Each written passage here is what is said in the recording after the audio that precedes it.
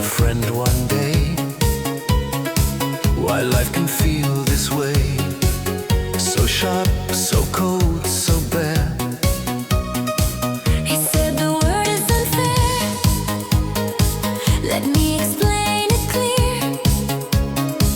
And so began his speech sincere. How it works in life, it is very rife and called a double standard. You must be on your guard all the time, because it is a moral crime and almost never punished by law. It is like an attack with a claw, or a whack, or a hit on the back. It is prejudice, ethically unfair suspension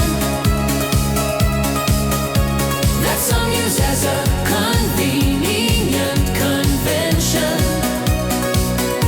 of the principle: treat people equally, not unequally. This is a must condition, especially if you are in a high position. Show some class. Stop looking through the glass and don't use different standards in these regards. The same standard should be for everyone as well as fun. This issue is very hoary, and there are always two sides of the story. Your fortune is not to blame if you play the right game. And remember one more thing. Even for the most powerful king, Life is unfair, which is not rare, so do not despair. be considerate and fair. This explanation is good, even I understood without a glass of wine the speech of a friend of mine. At first I thought that all explanations will lead to naught, Or a complete failure for sure. unfairness is a prejudice that declaring fair suspension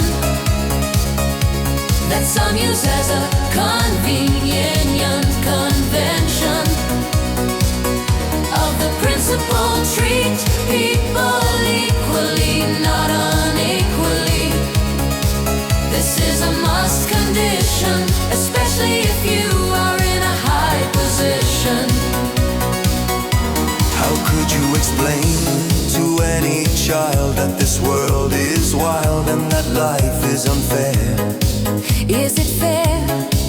It's like saying there is no Santa Claus. Forget about sweets in the mouth, and there is no magic at all. Could you make such a call?